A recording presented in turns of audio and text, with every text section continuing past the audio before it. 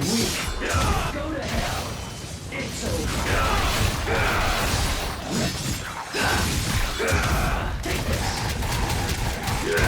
Lights out.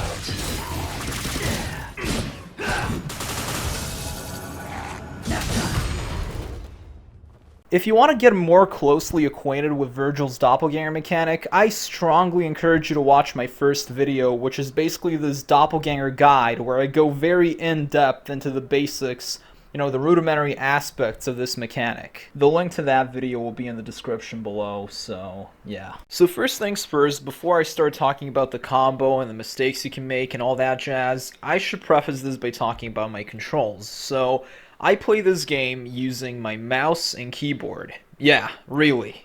Blasphemy, I know. But I think that if you've ever played a single game on your PC using a mouse and a keyboard, these controls should be familiar to you. I think they're very easy to grasp. So, just like with almost every game ever, WASD are the keys you use for movement. So W is forward, S is backwards, A is left, D is right. This is the equivalent to you using your analog stick for moving, like tilting it left, right, forward, backward. That's basically what I use. So again, W forward, S backward, A left, D right. Obviously, just like in every game ever, space is jump. So I jump using space. The left mouse button, unsurprisingly, is the attack button. Also, like in every game ever. The right mouse button is the button I use for Mirage Blades. So all my Mirage Blade attacks are mapped to the right button. The right mouse button, I mean. So that's basically it for these basic controls. Shift is the button I use for locking on. So when I lock on, I press Shift. In this game, you gotta be locked on for just about any attack ever. Only under specific circumstances should you release the lock on. But yeah, basically lock on is Shift in my case. So next up, we've got the trick action. So, trick up, down, air trick, all that stuff. I use E. So E is the button I use. So if I press E without locking on, that is trick up. If I press E while locking on, like Shift plus E, that is air trick, and I teleport. If I press back to forward plus E, or S plus W plus E, that is trick down.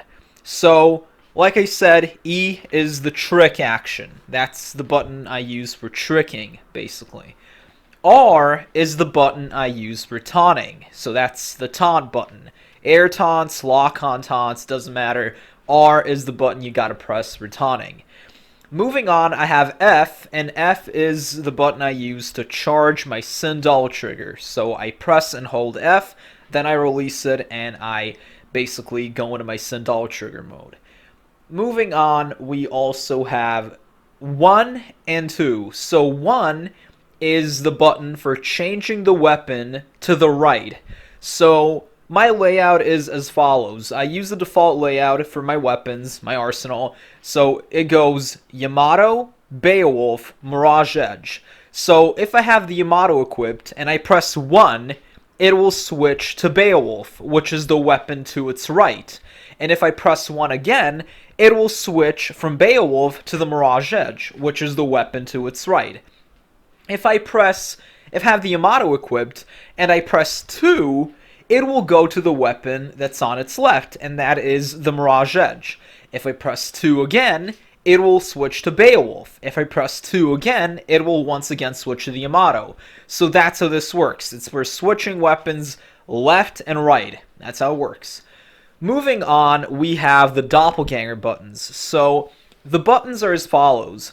X is the slow doppelganger. This is a doppelganger that is kind of delayed by about, I don't know, half a second or something. So that's X. C is the normal doppelganger. He is slightly delayed, not by half a second, but like he's just not completely in sync with you. So that's C. And V is the haste version of the doppelganger who is completely in sync with you, meaning that he immediately reacts to your commands and he mimics your inputs. He registers them immediately and simply reacts to them. So, yeah. I deactivate the doppelganger by pressing Z. So that's how I do it. And, you know, that's pretty much that. Those are all the controls, really. There are some other things like, you know, using CTRL to basically lock on to multiple targets, or, I mean, switch the lock on, stuff like that, or using the arrows, using, you know, it just doesn't matter, really. These are the main things that you will need. So, if I say I'm pressing D plus left mouse button, that means that I'm pressing right plus attack button. If I say I'm pressing S plus W plus left mouse button, that means I'm pressing back to forward plus attack button. Kind of like tilting your analog stick back and then forward and then pressing the attack button. So that's how it works. If I say back to forward plus right mouse button, or S plus W plus right mouse button, that is basically back to forward plus your Mirage Blade button. So heavy rain blades in my case. But don't worry, most of the time, like 99% of the time, I'll say right plus attack button instead of D plus left mouse button, because I feel like that's more universally comprehensible, if you know what I mean. So, yeah, these are my controls, and now let's talk about the actual combo. Alright, so now we got the Qliphoth combo. This is probably the easiest combo on the list, and it's a combo by Soli. Soli is a really, really good DMC player. I replicated some of his Dante combos, and I also replicated some of his Vergil combos. Like, the Ice combo is 90%, you know, it's like one of his combos. The Sanctuary combo, like the first half of the Sanctuary combo, is basically also one of his combos, and the only difference here is that I used Trig Down after using Kick 13. I didn't just descend to the ground, and I also used Beowulf Combo A instead of Hell on Earth. So, yeah. So you gotta be in your Sin DT throughout this whole combo. So you start the combo off by using Rising Star with the Yamato, then you immediately use Trig Down to descend to the ground, and you use upper slash 2. Now you switch to Beowulf and you use Starfall. Now you switch to the Mirage Edge and you use Overdrive. And you gotta make sure to do it fast, and now the enemy will be caught on the Overdrive beam. Now you use Stinger and you immediately use Air Trick to teleport to the opponent who is in the air. Now you basically use Air Stinger, and now you switch to the Yamato and you use Aerial Rave 2. And after this roulette spin, you switch to Beowulf and you use Starfall again. Now you use Kick 13, the full version, so you hold the attack button while using Kick 13, and after doing these 2 launching kicks that will launch the enemy into the air, you input the Heavy Rain Blades, which will freeze the enemy in time, and you descend to the ground by using Trig Down. And now you use Sin DT, Beowulf Combo A, and you charge the last hit, and you basically wait for the enemy to fall, and before they hit the ground, you basically kick them away, and that is the Qliphoth combo. So there are some mistakes you can make with this combo, the most prevalent being the overdrive mistake. I don't really know how to explain this mistake.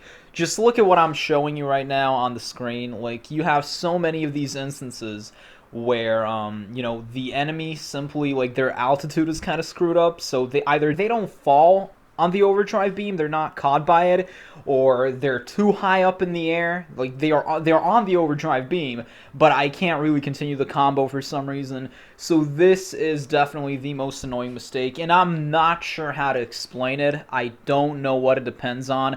I never really paid a lot of attention to this combo, honestly, because it's, you know, really easy. So yeah, that might be one of the reasons why I'm not really capable of explaining this. But the more you do it, the more, you know, the easier it will be. But for now, like, you can see what I'm trying to say. Like, you can see all these overdrive mistakes that I'm showing you on the screen. The second mistake is the Kick 13 mistake. So sometimes the enemy falls to the ground and, you know, before you use Kick 13. And as a matter of fact, that was how Soli did it in his original combo. Like, the enemy was on the ground, but I want the enemy to be in the air while I'm using Kick 13. But here you can see how I'm basically using Kick 13, and the enemy is airborne, but they're too airborne. They're too high up in the air, so when I use Kick 13, I can't connect it properly, so Vergil goes spastic. So, yeah. Now, I apologize. I'm acutely aware of the fact that this was a really half-assed explanation, but this is the easiest combo on the list, probably. Either that or the hotel combo. And while sure you can make some mistakes, it's really not that hard. The combo it's not a doppelganger combo, but even so, it's not like the blood combo or the library combo where you have some technically demanding things that you have to pay attention to. Here, it's just kind of like muscle memory, and that's it. Really, this combo is incredibly easy.